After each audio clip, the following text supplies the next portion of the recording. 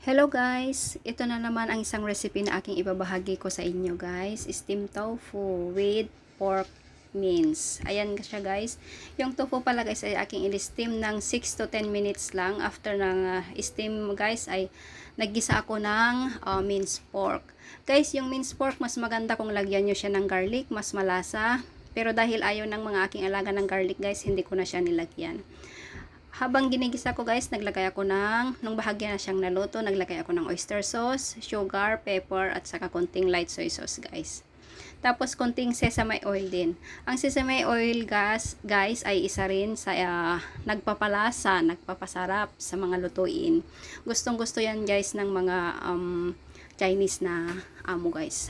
Sa mga amo ko guys, gustong gusto kasi nila yan. Ewan ko sa iba guys, pero yun ang masasabi ko lang. After nyan guys, igisa-gisa ko lang siya hanggang sa maluto yung kanyang giniling, yung pork. At sa ganun ay maano rin yung kanyang lasa guys. Ma-dissolve yung lasa sa giniling. Ganyan lang kasimple guys ang aking ginawa. Yan, after nyan guys, naluto na nga siya at akin ang inilagay lang sa ibabaw. Mas maganda rin guys kung lagyan nyo siya ng spring onion sa ibabaw guys. So, ayan na nga guys, at luto na siya. Thanks for watching guys. Sharing is caring. Bye-bye and